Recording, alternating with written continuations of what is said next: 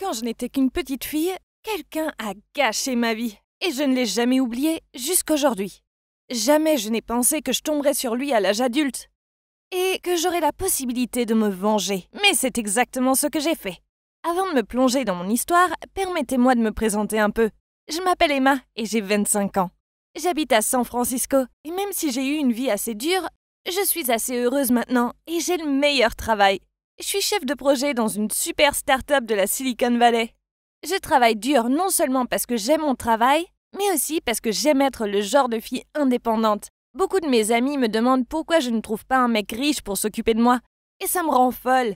Je veux dire, j'ai choisi d'être célibataire parce que je ne fais vraiment pas confiance aux mecs. Vous voyez, mon père est un sale type. Et il m'a donc laissé un assez mauvais goût en ce qui concerne mes sentiments envers les hommes.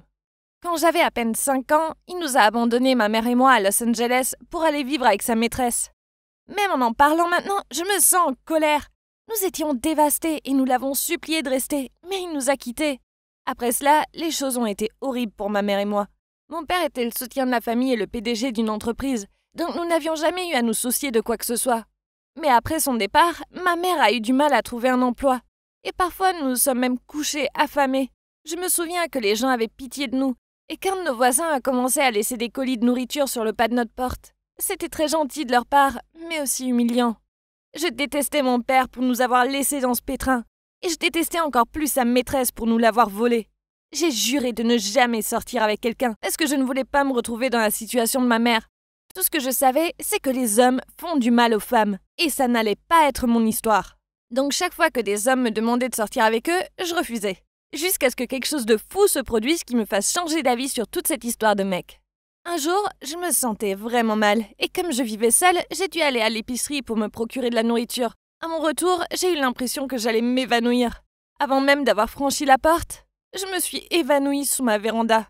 Heureusement pour moi, un de mes voisins m'a vu m'évanouir et s'est précipité pour m'aider. Je ne l'avais vu que quelques fois en passant. Mais quand j'ai ouvert les yeux et qu'il se tenait là au-dessus de moi, je me suis sentie si reconnaissante. Il m'a dit qu'il s'appelait Martin et je n'arrivais pas à croire à quel point il était gentil.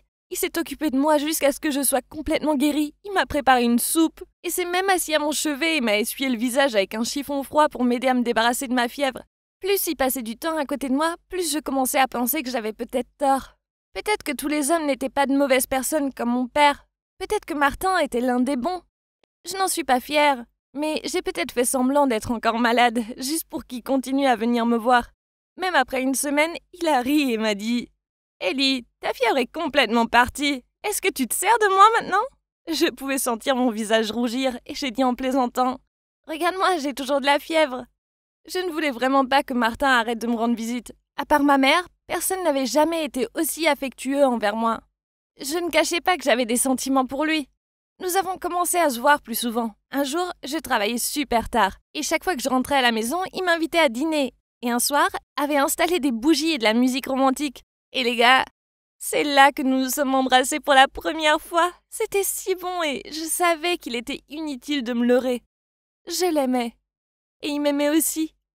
Pendant les mois qui ont suivi, nous étions inséparables. Nous avons passé tous les moments possibles ensemble. Et après 6 mois de fréquentation, il m'a demandé de le rencontrer pour déjeuner un jour au pied de l'eau. Quand je suis arrivée, je n'arrivais pas à le croire. Il s'était arrangé pour que nous sortions en bateau pour un pique-nique. Puis, lorsque nous étions dans l'eau, en regardant la ville, il s'est tourné vers moi et m'a dit « Ellie, je n'ai jamais rencontré quelqu'un comme toi avant. Je veux passer le reste de ma vie à m'occuper de toi, mon Ellie chérie. Veux-tu m'épouser ?» Oh mon Dieu, je ne plaisante pas. Je me suis mise à pleurer tellement que j'ai cru que nous allions chavirer. C'était la demande en mariage la plus romantique de tous les temps. Bien sûr, j'ai dit oui. J'avais hâte de passer ma vie avec Martin. Et j'étais déjà tellement excitée de commencer à planifier notre mariage. J'avais toujours rêvé de me marier dans un vignoble près de Sacramento. Donc maintenant, tout ce que nous avions à faire était de choisir un lieu et bien sûr de le dire à nos parents. Brian avait rencontré ma mère et ils s'entendaient très bien. Mais je n'avais toujours pas rencontré ses parents. Ils s'étaient divorcés et Martin ne voyait vraiment que son père. Sa mère travaillait toujours, disait-il, et ils ne traînaient pas beaucoup ensemble. Je lui ai dit que c'était important pour moi de les rencontrer tous les deux, alors il a arrangé ça. J'étais assez nerveuse, mais le père de Martin était si adorable, tout comme lui. Je pouvais voir d'où il tenait sa gentillesse. Ensuite, il était temps de rencontrer sa mère. Nous sommes allés dans un restaurant qu'elle avait choisi, et quand nous sommes entrés, J'ai cru que j'allais m'effondrer. J'ai pensé que ça ne pouvait pas arriver. La mère de Martin n'était autre que Sacha, la maîtresse de mon père depuis toutes ces années. Je me sentais malade. Et Martin sentait que quelque chose n'allait pas. J'ai essayé d'agir aussi normalement que possible, mais à l'intérieur, j'avais envie de crier. Brian nous a présentés. Il m'a dit que sa mère était le PDG de la société rivale de ma société. Est-ce que ça pourrait être pire? J'ai dû sourire et faire semblant d'être heureuse de la rencontrer. Honnêtement, j'avais l'impression que j'allais vomir. Et je comptais les minutes jusqu'à ce que j'ai pu sortir de là en courant. Finalement, sa mère a dit qu'elle devait retourner au travail et j'ai senti que je pouvais à nouveau respirer. Mais j'avais des questions.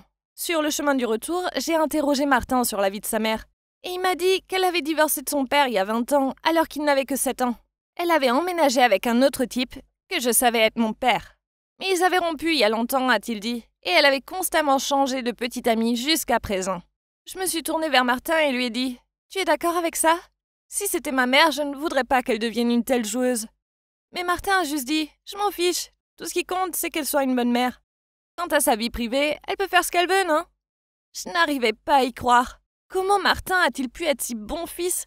Sa mère l'avait abandonné et ça lui allait très bien.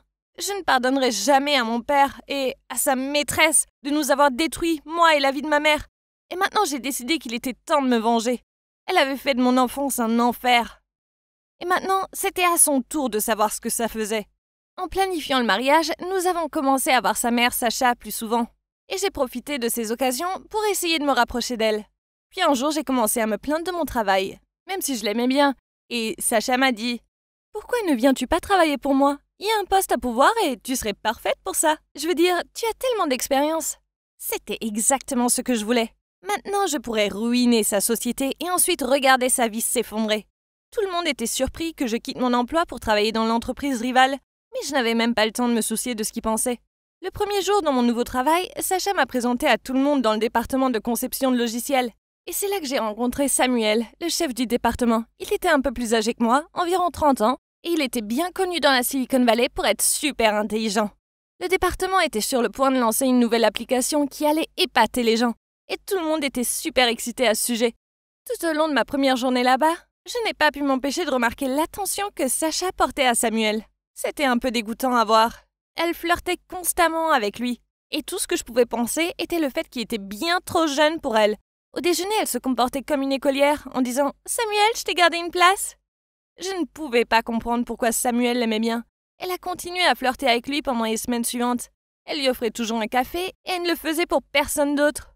Ensuite, dans les réunions, elle choisissait toujours ses idées. C'était assez frustrant. Et j'ai même pensé à dire à Martin qu'il semblait que sa mère avait trouvé un nouveau garçon jouet. Mais un jour, j'ai travaillé tard et quand je suis passée devant la salle de réunion pour aller aux toilettes, j'ai entendu Sacha et Samuel discuter. Et je n'ai pas pu m'empêcher d'écouter aux portes. Sacha riait et disait « Ah, allez Samuel, je vais même te donner une nouvelle augmentation de salaire. » Ce n'est qu'un rencard. Puis Samuel a dit « Désolé, je peux vraiment pas. Je suis trop occupée et pour être honnête, je n'avais pas ce genre de sentiment pour toi. Je suis vraiment désolée. » Oh, j'ai été très heureuse d'entendre Samuel la rejeter. Elle ne méritait pas un gentil garçon comme Samuel. En retournant à mon bureau, j'ai regardé dans la salle de réunion. Et j'ai vu à quel point elle avait l'air contrariée. Elle avait vraiment l'air blessée. Samuel devait beaucoup lui plaire. Et c'est alors que mon plan a commencé à se dérouler. Je lui ferai ce qu'elle avait fait à ma mère. Je lui volerai le gars qu'elle aimait juste sous son nez.